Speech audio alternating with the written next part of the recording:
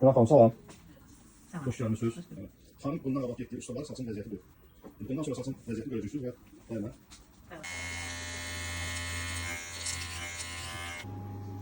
Günah xanımın saçına boya qoydu.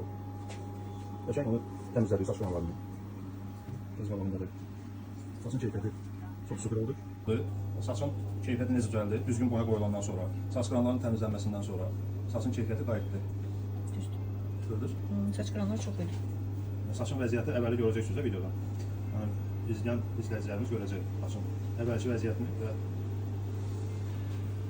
son vəziyyətini. Baxacağınızda inşallah mən şəxsən özümüzdə qəşəng bir balyaj edəcəm. İnşallah. Bələrsə çox.